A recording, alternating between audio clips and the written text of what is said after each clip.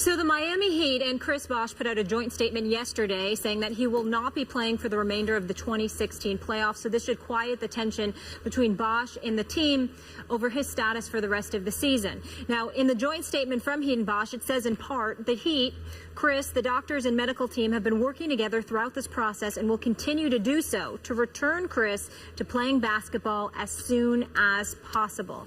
Stephen A., what do you make of the latest? You know what? To be quite honest with you, I don't want to make. I don't know what to make of this issue. If I'm being totally honest with you, it smells in some sense. It's perfectly understandable in others.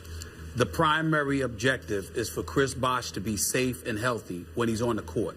I have no doubt that that's the Miami Heat's primary concern, because they love the guy, and more importantly, they're a first-class organization that wouldn't go about the business of putting his health in jeopardy intentionally.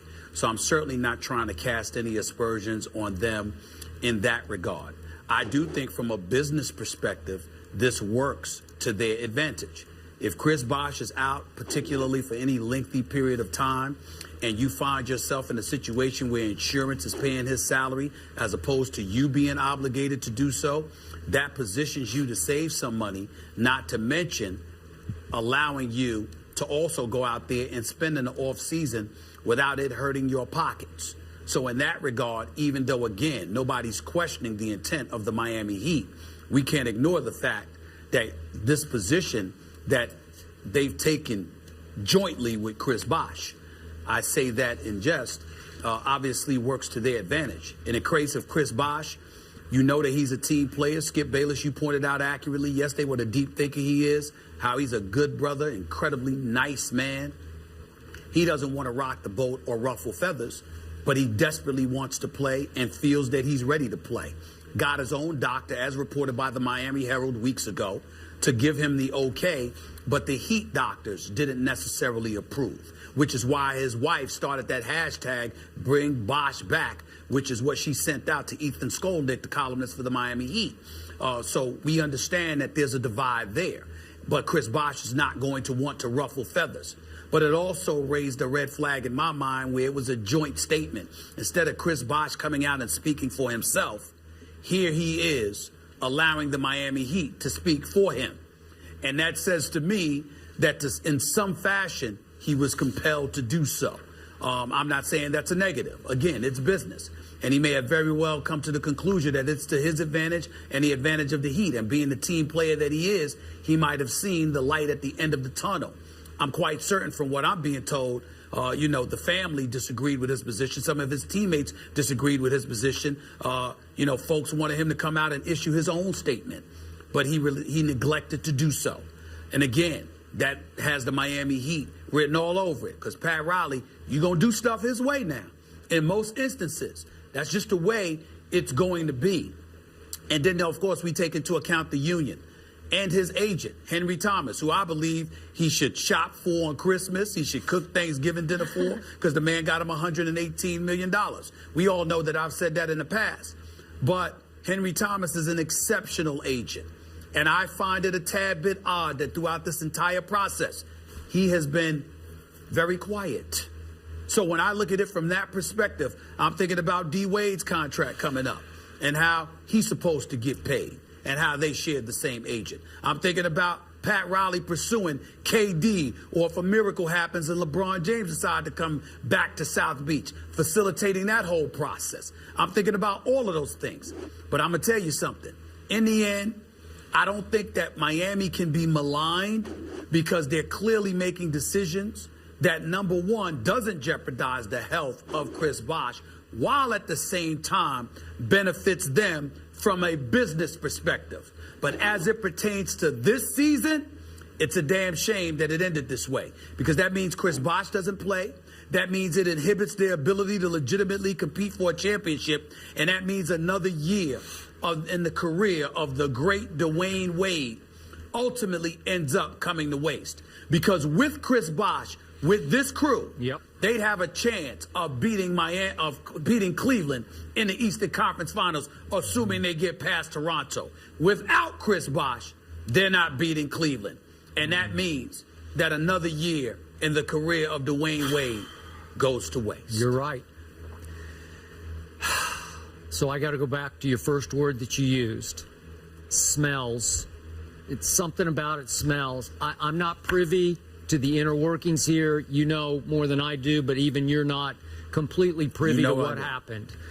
So we're a little shooting in the dark here, but I cringed yesterday when I saw the story because I was surprised that Chris backed off so quickly and that the Players Association backed off so quickly and acquiesced and issued, I don't know if you want to call it a joint statement, at least one they had signed off on, that he is done for the rest of the year. After all that they had done, he and his wife, to campaign to get him back on the court, just boom, and it was over. And I'm assuming that Pat Riley appealed to Chris's better judgment, and he has plenty of that, and said, hey, I'm just guessing here, but Chris, you become too big a distraction for us. It's more trouble than it's worth. Then after that, I don't know what other, were there legal threats here? You're under contract. You do what we say. I have no idea. But all I know is what we stated yesterday. Chris Bosh, as you said, is deep. I said it yesterday. He's smart. He has great perspective. He has 5 kids and a wife. So he's risking a lot, and he's not your basic thick-headed psycho competitor who just wants to, quote-unquote, die for the cause, risk literally dying for the cause. He made a logical, reasoned, long-term decision. My doctor says I'm perfectly okay here. It's low to no risk. So I feel good. I want to play. I want to help because we have a chance to do something special here. And at the last second, he just backed completely off, ceased, desisted, no public comments from him, no more tweets, no more Instagram, silence. It just hurt me a little bit because I believe that Chris 1,000% believed he could have played. I get the concerns. We don't want to see another Hank Gathers on the court, another death on the court. There are PR concerns for the Heat organization. We get all that. But in the end, I'm with what you brought up yesterday.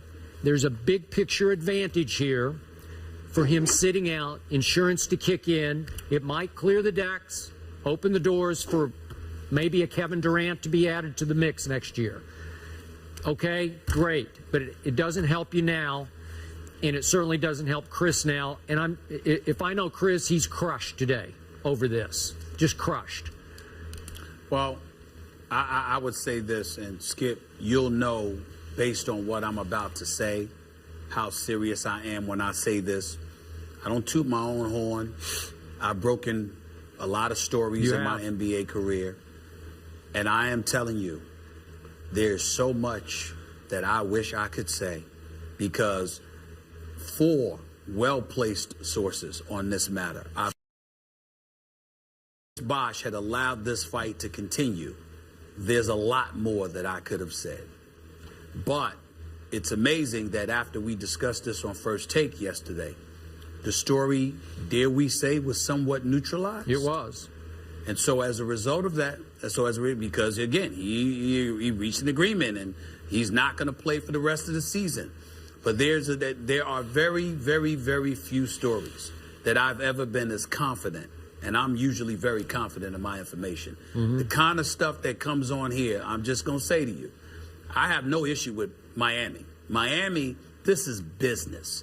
I would have an issue if they were jeopardizing the health of Chris Bosh. That's something they would never do intentionally. Sure. So they're not jeopardizing his health, and they conducted business. Now, how that's going to affect free agency, because I can tell you from a player perspective, you have some players that are not happy with how things went down. And you have somebody like LeBron who has grown to be increasingly closer to Chris Bosh. So because of that, he's aware of what's going on. And any noise about his consideration of returning to South Beach, this sort of stains that to some degree. Kevin Durant. Kevin Durant is an astute brother. Kevin Durant is going to do his homework. Kevin Durant is going to look into all options because he's an educated brother and he thinks like that. He's smart. and he's going to pay attention to the kind of stuff that he's hearing. So that may not affect Miami in a positive way, but nevertheless, they did nothing wrong here. They're conducting business while at the same time looking out for Chris Bosh. I'm not saying anybody did wrong, but I find it odd that his representation was quiet in this matter publicly, knowing that he and his wife were out front publicly. The agent was quiet. And I find it odd that you got the union that ultimately goes down to South Beach, and all of a sudden there's no separate statement by Chris Bosh. It's just the team. Yep. I'm like, wait a minute now. I expected something a little bit different than what ended up happening. But ultimately what it comes down to is that Pat Riley and Miami prevailed. Okay, so bottom line, are you suggesting it's possible, it's just possible, that this incident hurt Pat Riley's reputation among players in and outside of Miami more than it helped it? Yes. Got it. Next question. But not him directly. Yeah, I got it. Just the business. Yeah. And business aside, we're all rooting for Chris Bosh to be healthy and back on the court as soon as he can. Up next. And by the way, Molly, I'm not suggesting. It's what I was specifically told. Yep. Yesterday and this morning. We got it. All right. We have a special guest joining the desk, Grammy Award winner, hip-hop artist Lecrae. I can't wait to discuss his new projects and, of course, his message. Stay tuned for that. That's next. Hey, how we doing? Hey, how's it going?